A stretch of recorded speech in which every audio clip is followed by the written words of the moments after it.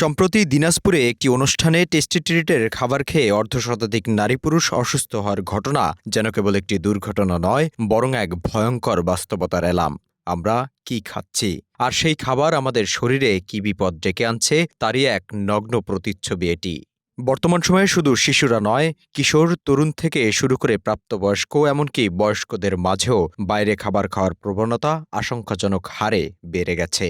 ব্যস্ততা, অভ্যাস আর স্বাদের প্রলোভনে প্রতিদিনই ভিড় বাড়ছে রাস্তার পাশের দোকানে, অস্থায়ী খাবারের স্টল আর ফাস্টফুডের দোকানগুলোতে। ধুলোবালি, খোলা পরিবেশ, নোংরা পানি, অপরিষ্কার হাত আর বাসি উপকরণ দিয়েই তৈরি হচ্ছে এসব খাবার, যা মানুষ অনায়াসেই তুলে নিচ্ছে মুখে। রাস্তার পাশের ফুচকা, চটপটি, বার্গার, ফ্রাইড চিকেন কিংবা বিভিন্ন ধরনের ভাজাপোড়া খাবার এখন যেন নেশায় পরিণত হয়েছে। অথচ এসব খাবারের বেশিরভাগই তৈরি হচ্ছে অস্বাস্থ্যকর পরিবেশে, যেখানে নেই ন্যূনতম স্বাস্থ্যবিধি।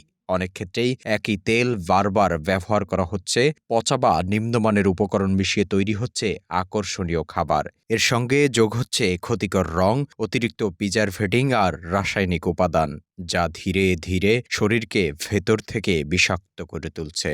বিশেষজ্ঞরা বলছেন, এই ধরনের খাবার নিয়মিত খাওয়ার ফলে শরীরে জমছে বিষ।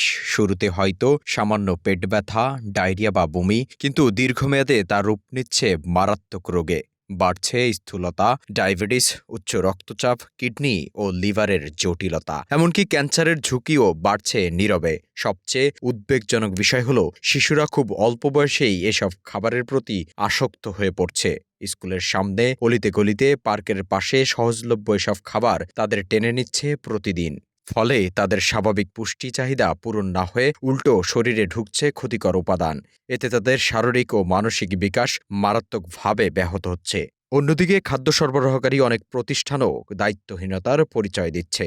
মান নিয়ন্ত্রণ নেই পর্যাপ্ত তদারকি। ফলে অনুষ্ঠানের খাবার হোক বা রাস্তায় বিক্রি হওয়া ফাস্টফুড, কোথাও যেন নিরাপত্তার নিশ্চয়তা নেই। দিনাজপুরের ঘটনা তারই এক নির্মম প্রমাণ, যেখানে একটি খাবার মুহূর্তেই অসুস্থ করে দিয়েছে অর্ধশতাধিক মানুষকে। চিকিৎসকরা সতর্ক করে বলছেন, এই পরিস্থিতি চলতে থাকলে ভবিষ্যতে জনস্বাস্থ্য একটি বড় সংকটে পড়বে।